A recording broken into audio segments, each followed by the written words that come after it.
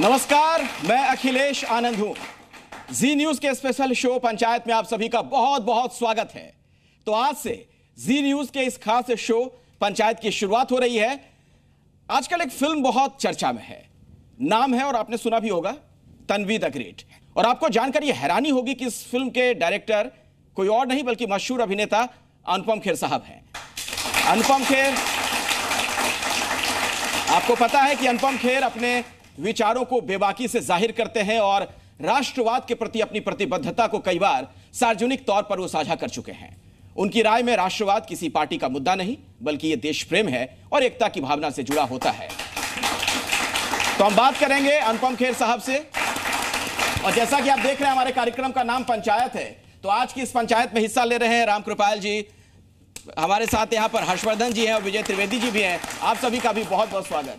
तो पंचायत में हर तरह के सवाल होते हैं और लोगों के मैं एक जोक सुनाना चाहता हूँ इनको आपके से। जी जी। एक आदमी संडे वाले दिन मर गए, तो भगवान के पास पहुंचे। भगवान ने कहा भाई आज संडे मेरा मूड अच्छा है, मैं तेरे को दोनों जगह दिखा देता हूँ, नरक भी और स्वर्ग भी, तू चुन ले तुझे कहाँ जाना है। तो नरक में देखा तो नरक में जो शराब की जा रही है, लोग मजे कर रहे हैं, अय्याशी चल रही है, पैसे चल रहे हैं, जुआ चल रहा है, अच्छा ये है। दूसरी जगह स्वर्ग दिखाया तो स्वर्ग में नदियां बह रही हैं दूध की, पूजा कर रहे हैं, कीर्तन चल रहा है। तो भगवान ने, उसने बंदे ने कहा इधर कौन जाएगा, मुझे नरक में भेज दे। नरक में गया तो जब उसको धक्का दिया तो देखा कि लोग अंगारे पे चल रहे हैं, जूते मार रहे हैं उनको। कहता ये क्या? कहता नहीं हमारा पब्लिसिटी डिपार्टमेंट है।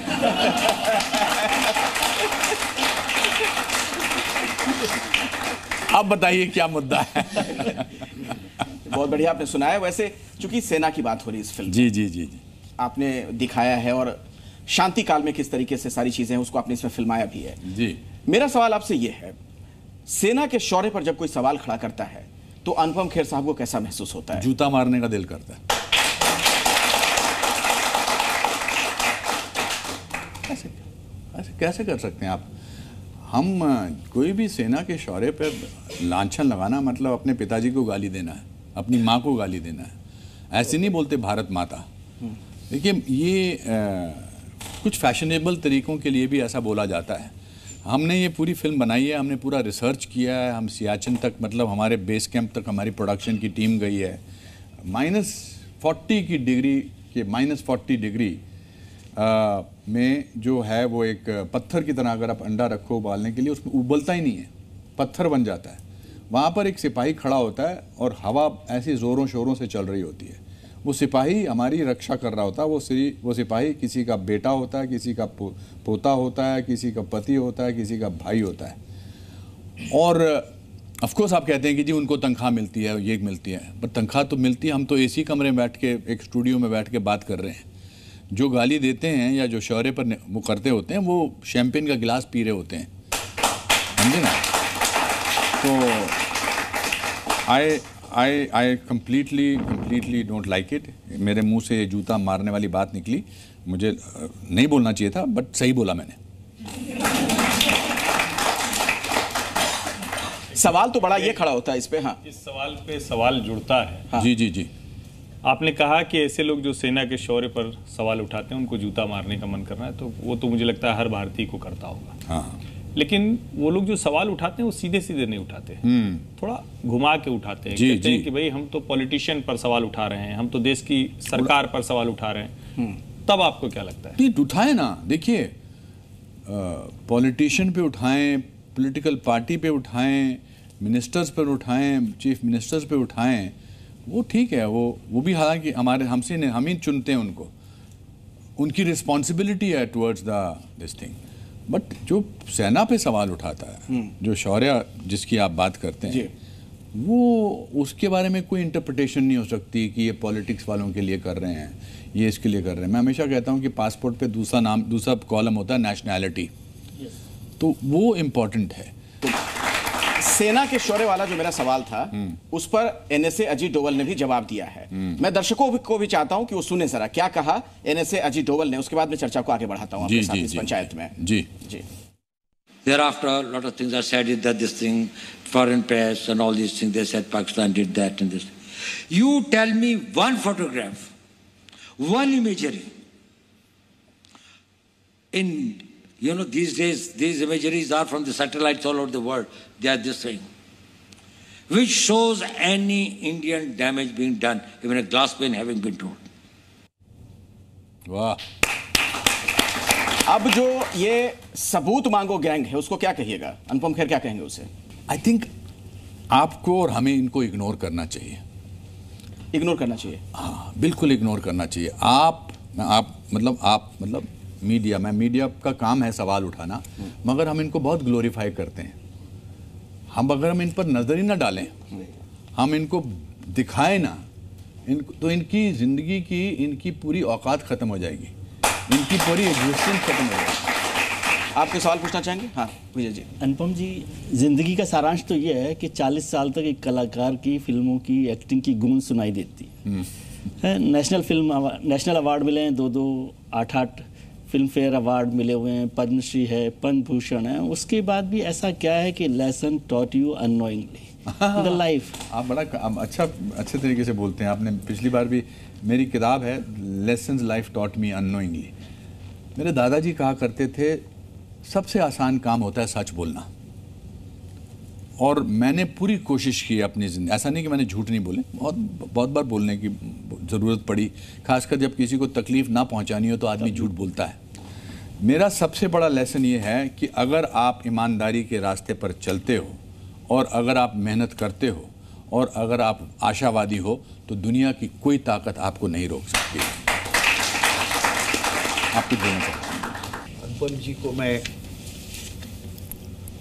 देखता रहा हूँ, और बहुत, इसमें तो कोई दो राय नहीं है। एक मेरा ऐसा मानना है कि ये जो कुछ पर्दे पर दिखता है इनका, वो ये जीते भी हैं। क्या कभी समाज में आपको लगता नहीं है कि आप बहुत अकेले हैं? बहुत अकेला हूँ। और उससे मेरा ये कहना है कि कभी अकेलापन आपको ये तो नहीं करता कि, जैसे मैं कहता हूँ, थकान तो नहीं लाता है? आपने बहुत अच्छी और बहुत ही जिसे मैं कहता हूँ ना कि छू लेने वाली बात कही, और इसके लिए पूछने के लिए मैंने नहीं सोचा था कि कभी कोई मुझसे ये सवाल पूछेगा। और मैं आम जिंदगी में रहने वाला इंसान हूँ। मैं फिल्मों में काम करता हूँ, मुझे फेम पसंद है, मुझे पैसा पसंद है, मुझे अवार्ड्स पसंद है, मगर मैं कोशिश करता हूँ कि मैं सत्य के रास्ते पर भी चलूँ, जो मेरा सत्य है। और मैंने ये डिस्कवर किया है कि सत्य के रास्ते पे चलना बहुत अकेलेपन का एहसास होता है, बहुत अकेलेपन का। मैं अपनी तुलना कुछ महान लोगों से नहीं कर रहा हूँ, पर मैं ये मानता हूँ कि नहीं, मैं सीरियसली कह रहा हूँ। मैं देखिए, आपको सेल्फ डाउट होता है, आप चाहते हैं कि आपको दुनिया पसंद करे, मगर जब आप सत्य बोलते हैं तो ऐसा हो ही नहीं सकता कि आपको दुनिया पसंद करे। आप जिस ख्याति, मंजिल और जिस ऊंचाई पर हैं, उसके बाद रिश्ते जो है ना, वो सबसे पहले ख़त्म होते हैं। रिश्ते हमारे तब तक चलते हैं जब तक ज़रूरत हो, आमतौर पर, सॉरी टू से। लेकिन आपका जो माँ के साथ कनेक्शन में, अक्सर वो वीडियो देखता हूँ मैंने। हो सकता है आपकी फिल्में बहुत कम देखी हूँ, मतलब आदि बहुत सारी फिल्में देखी हैं, लेकिन आपने तो इतनी फिल्में कर दी, कैसे देखूंगा मैं जी। तो फिल्में भी बहुत की हैं, लेकिन वीडियो जरूर मैं आपके देखता हूँ जो आप ट्वीट करते। तो ये माँ के साथ जो आपका रिश्ता है, इसको आप कैसे डिफाइन करते हैं? क्योंकि आजकल रिश्ते ही सबसे महत्वपूर्ण है, जो नहीं है हमारे पास, बाकी सब कुछ है। सर, मेरी सबसे बड़ी उपलब्धि और मेरी सबसे बड़ी अमीरी मेरे रिश्ते हैं। एक सवाल चूंकि इससे जुड़ा हुआ ही है, वो नहीं होगी तो बात अधूरी रह जाएगी। आप रिश्ते इतना सहेज के चलते हैं, लेकिन आजकल इंडस्ट्री में आपके रिश्ते बहुत लोगों से बड़े खराब से हो गए हैं। कुछ तो मसला है ना? मैंने जिंदगी के रिश्तों की बात की थी, इंडस्ट्री के रिश्तों की बात नहीं की। अच्छा, पंचायत में एक बहुत ही महत्वपूर्ण सवाल है सर, आपसे पूछना बड़ा जरूरी हो जाता है, क्योंकि इसकी बड़ी चर्चा इन दिनों हो रही है। भारतीय जो क्रिकेटर्स हैं, वो पाकिस्तान के साथ एक मैच खेलने वाले हैं। अच्छा, आपने खबर ये सुनी भी होगी? नहीं, मैंने नहीं। मैं आपको नाम बता देता हूँ, वर्ल्ड चैंपियनशिप ऑफ लेजेंड्स। क्या आपको लगता है कि एक ऐसे हालात में, जबकि पाकिस्तान ने क्या नहीं किया अभी भारत के साथ, सभी को पता है, खेलना चाहिए हमें इनके साथ? मैं खिलाड़ी होता तो शायद नहीं खेलता, पर जो खेल रहे हैं मैं उन पर कोई आपत्ति नहीं दर्शाना चाहता। अपनी अपनी सोच है, अपना अपना अंदाज है, मैं सिर्फ अपने बारे में बोल सकता हूँ। तो जो ऐसा करना चाहता है उसकी अपनी सोच है, उसकी अपनी थिंकिंग है। मैं उनकी जगह होता, नॉट बिकॉज मुझे किसी उन वहाँ के लोगों से हुआ है, पर जो देश का नहीं होगा वो कहाँ किसका हो सकता है, ये मेरा उनके प्रति नहीं। बहुत अच्छी बात आपने कही, बहुत अच्छी बात। जो देश का नहीं होगा वो किसका होगा। हाँ, मुझे ऐसा लगता है। बट जो करते हैं, हाँ, देखिए इन्हीं चीज़ों से तो मुझे बहुत लोग प्यार भी करते हैं और बहुत लोग पसंद भी नहीं करते हैं। पर मैं आपसे झूठ बोलता हुआ बड़ा अजीब लगेगा मुझे कि मैं बचना चाहूँगा कि आपके सवालों से कि क्यों मैं इन कंट्रोवर्सीज में पढ़ूँ, मगर मैं झूठ नहीं बोल सकूँगा आपसे। इसलिए मैंने आपसे कहा कि जो ऐसा करते हैं, good luck to them, I can't do that. Sir, एक सवाल आपसे ये भी है, आप अपने व्यक्तिगत जीवन को भी अक्सर लोगों के सामने रखते हैं, जैसे माता जी वाला सवाल इन्होंने पूछा, हर्षवर्धन जी। हम लोग एक वीडियो हम लोगों ने देखा था, आपके चाचा जी हैं प्यारे लाल जी, उनके बारे में तो थोड़ा बताइए हमें। हमारे प्यारे लाल जी जो हमारे चाचा जी हैं, वो भी अभी भी हैं, वो इंटेलिजेंस ब्यूरो में काम करते थे, as a assistant director retire हुए थे। He was the first graduate in our 100 years of Kher खानदान। मेरे ख्याल से मेरे दादाजी भी पढ़े लिखे थे। उन्होंने मुझे अंग्रेज़ी किताबों के प्रति, नहीं, नॉट ओनली अंग्रेज़ी किताबों के प्रति उन्होंने मेरा रुझान बढ़ाया। जब मैं 9th स्टैंडर्ड में था तो उन्होंने मुझे मेरी पहली किताब पढ़ने के लिए दी, मैक्सिम गोर्की की हिंदी ट्रांसलेशन थी, माँ। अच्छा। उन दिनों रशियन लिटरेचर बहुत ट्रांसलेट होता था, है ना, माँ, फिर दस्तोवेस्की, फिर चाइकोस्की, फिर क्रोटोस्की, वो सब मैंने पढ़ डाले थे। और उन्होंने मुझे ये भी कहा था, मैंने उनको, जब मैं बॉम्बे चला गया नेशनल स्कूल ऑफ ड्रामा का गोल्ड मेडल लेके, तो मुझे मुंबई में लगा कि वहाँ पर ना सब लोग अंग्रेज़ी में बात करते हैं। अब मेरी नॉलेज उनसे ज़्यादा होती थी, बट चूँकि मेरे को अंग्रेज़ी में बोलने की आदत नहीं थी, तो इसलिए मैं बोल नहीं पाता था। तो उन्होंने कहा, बेटा कोई भी लैंग्वेज सीखने के लिए डिसाइड कर ले कि तू दिन में एक बार इतने बजे से लेकर इतने बजे तक सिर्फ अंग्रेज़ी में बात करेगा, चाहे कुछ भी हो जाए। अच्छा। तो मैंने डिसाइड किया कि मैं 1 साल तक 4 बजे से लेकर 6 बजे तक, चाहे कुछ भी हो जाए, सिर्फ अंग्रेज़ी में बात करूँगा। तो मेरे दोस्त 4 से 6 तक भाग जाते थे, कहते आ गया अंग्रेजी बोलेगा, अभी आ गया अंग्रेजी बोलेगा। बट मैंने थोड़ा थोड़ा बोलना सीख लिया। उनका काफ़ी प्रभाव रहा है मेरे जीवन पर। वेरी वेरी, अभी मिलने जाऊंगा आज दिल्ली, अच्छा याद दिलाया, मैं आज शो पे उनके बाद उनको मिलने जाऊंगा। अच्छा, आपके जहन में कुछ और पॉइंट है जो शायद? मेरे जहन में ये आ रहा था कि आपने कहा कि सभी आपसे भाग जाते थे, तो कभी ऐसा भी हो कि पेड़ पौधों से भी बात करनी पड़ी हो? बहुत करता था, how are you my dear darling, बहुत। मैं तो अंग्रेज़ी मुझे आती नहीं थी, और मैं एक पर कल भी किसी शो में कहा था कि हिंदी मीडियम स्कूल के लड़कों को अंग्रेज़ी मीडियम स्कूल की लड़कियां भाव नहीं देती हैं। सबका दर्द चेहरे पे आ गया। ये तो आपने मतलब जिसको कहते हैं जनरल बात कह दी, सबको समझ में आती है ना। ये जो एक लाइन बोल दी आपने, सबको समझ में आ गई।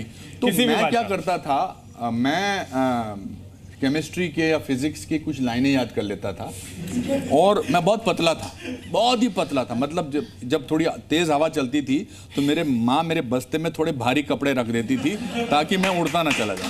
तार बिजली से पतले वाला। हाँ, उसके बारे में अंग्रेजी में एक कहावत थी कि I am so thin that I can see through a keyhole with both my eyes.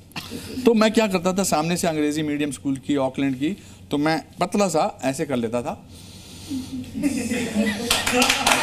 अभी ताली टाइम पे मारो। रुक जाइए। अंग्रेजी के जो शब्द याद करता था, to every action there is body and equal reaction, that's what every action there is body and reaction. क्या है कि छोटे शहरों में ना जिंदगी बहुत अच्छे तरीके से जीने को मिलती है। तो हमारी जो परिपक्वता है ना, और मेरे दोस्तों की भी जो परिपक्वता है, इसलिए है क्योंकि हमने ज़िंदगी उस अंदाज से जी है जिस अंदाज से जी जानी चाहिए थी। हम गरीब थे लेकिन हम खुश थे। एक दिन मैंने अपने दादाजी से पूछा कि हम 14 लोग इतने से घर में रहते हैं, दादाजी हम इतने खुश क्यों हैं? तो उन्होंने कहा था, बेटा जब इंसान बहुत गरीब होता है तो सबसे सस्ती चीज़ खुशी होती है। और ये कमाल की बात है। आपने कई किरदार निभाए। आएगा तुम्हारा नंबर आएगा। मैं आ रहा हूँ।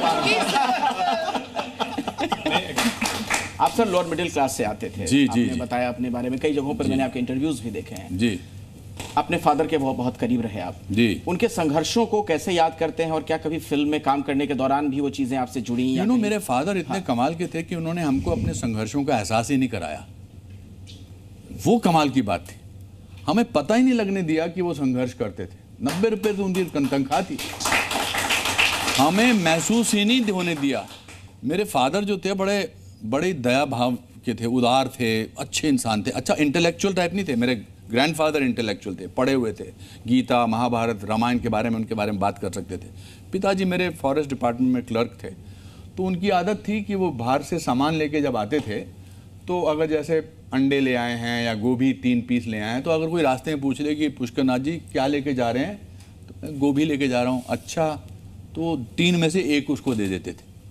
फिर मेरी माँ से झगड़ा करते थे, अंडे लेके जा रहे हैं कितने, 9 तो 3 उनको दे दिए। एक दिन वो मेरी माता जी के लिए 2 लिपस्टिक लेके आए थे। रास्ते में मल्होत्रा जी, मिसेस मल्होत्रा मिल गई, तो उन्होंने कहा पुष्करनाथ जी क्या लेके जा रहे हैं? उन्होंने कहा 1 लिपस्टिक आंख ले लो। मेरी माँ ने धक्के मार मार के उनको बाहर निकाल दिया, जब तक वो लिपस्टिक वापस नहीं लाओगे तो घर में नहीं आने दूंगी। तो he was that kind of, he was a kind man. He was an amazing guy. He never made us feel that we were poor or we had a problem. वो मेरे सबसे बड़े फैन थे।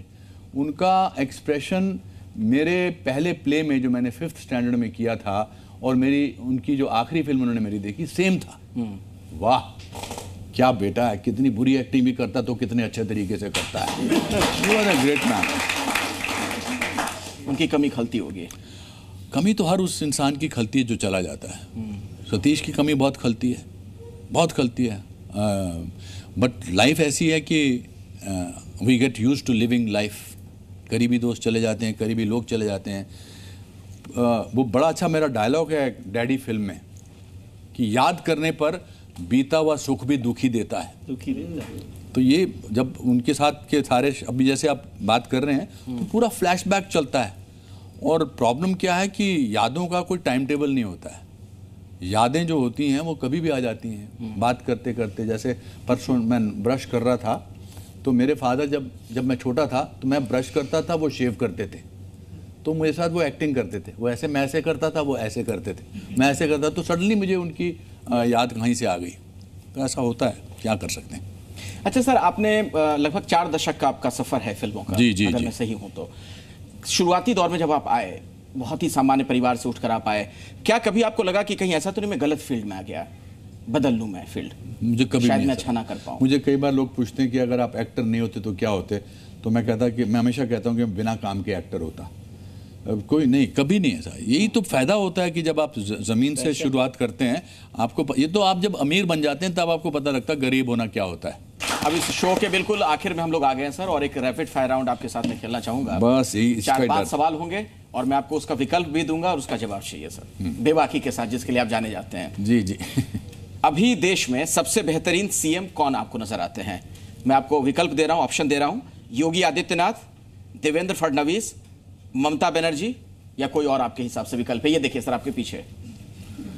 मैं चूंकि महाराष्ट्र में रहता हूं और मैं देवेंद्र जी को बहुत अच्छी तरह से जानता हूं। I think Devendra ji is a very very great administrator. So is for a women's safety, the kind of work that Yogi Adityanath ji has done is phenomenal. तो बेहतरीन आपने देवेंद्र फडणवीस जी को बताया। Because I think नहीं, दोनों के बारे में मैंने दोनों अलग अलग बातें। विमेन सेफ्टी, लेकिन वो तो विकल्प किसी एक को ही चुनना है सर। नहीं, विमेन सेफ्टी के बारे में जो इन्होंने किया, जिस यूपी में बहुत मुश्किल था लोगों का, लड़कियों का चलना, मगर the kind of work that Yogi ji has done is phenomenal. और देवेंद्र जी तो हैं ही, हीरो हैं। अगला सवाल सर, कांग्रेस में आपके पसंदीदा नेता कौन है? Shashi Tharoor, without doubt. Not only because he went as a representative. I think Shashi Tharoor, मुझे बड़ी खुशी हुई थी जब शशि थरूर जी को कांग्रेस प्रेसिडेंट में से एक चुना गया था, और ये बनाए जाने चाहिए थे, because Congress also needs a face which can speak, which has the great depth, and Shashi Tharoor has a great depth about. Even Sachin Pilot जी भी बहुत अच्छे हैं, बट शशि थरूर जी, मैं शशि थरूर जी को यूएन के जमाने से जानता हूँ। मुझे लगा कहीं आप ऐसा ना करें, शशि थरूर, सचिन पायलट, रेवंत रेड्डी, फिर राहुल गांधी का नाम ले आप। नहीं, आपकी पसंद में नेता कौन है? एक ही है, आपने ये नहीं बताया था कि कौन कौन है। अच्छा, हाँ। ठीक है। अब अगला सवाल सर आपके सामने है, नेता के तौर पर किस एक्ट्रेस की परफॉर्मेंस आपको बेहतर नजर आती है? कंगना रनौत है, जया बच्चन है, जया प्रदा है और स्मृति ईरानी। आई थिंक स्मृति जी बहुत अच्छा काम करती थी जब स्मृति जी थी सरकार, और मुझे लगता है कि कंगना में बहुत पॉसिबिलिटी है अच्छा काम करने की। धीरे धीरे सीखता है इंसान, इमीडिएटली नहीं सीखता, it takes a little time for people to understand. But मैं उसका, क्योंकि मैं उसको सोशल मीडिया पे फॉलो करता हूँ और वो बहुत काम करती है, और एक छोटे से गांव से आई हुई एक लड़की आज एक मंडी की एमपी है और बहुत बेहतरीन एक्ट्रेस हैं, और बहुत पॉसिबिलिटी है इसमें।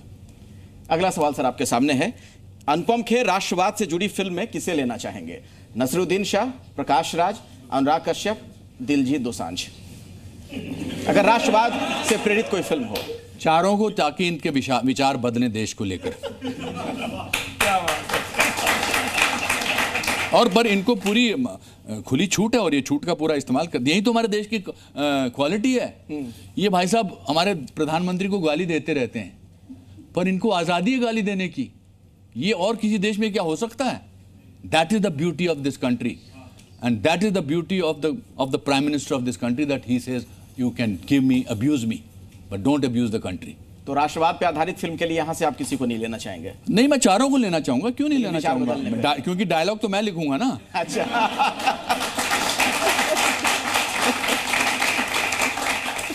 सबसे पहले तो मैं इनसे कहलवाऊंगा कि इनकलाब जिंदाबाद, हिंदुस्तान जिंदाबाद। तो आप इनको राष्ट्रवादी बना देंगे। हाँ। अगला सवाल सर, ये आखिरी सवाल है। हाँ। ठाकरे बंधुओं में आपको ज्यादा? मुझे आदित्य ठाकरे बहुत अच्छे लगते हैं। He is a very nice person. नहीं, आई मीन इट, मैं ऐसे नहीं बोल रहा हूँ। हाँ।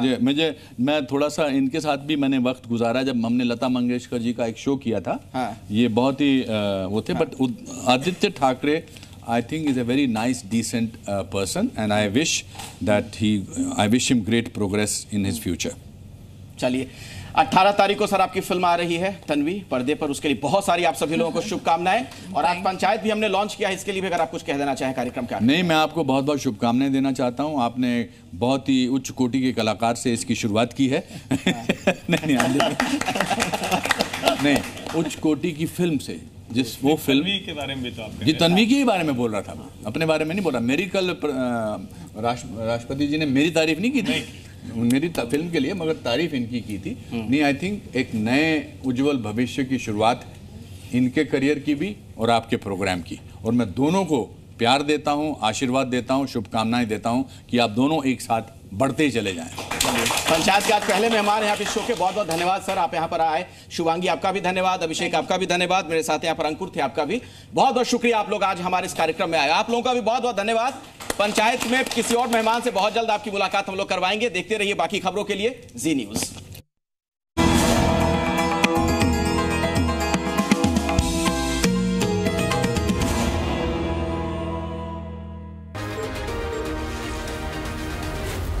Z News.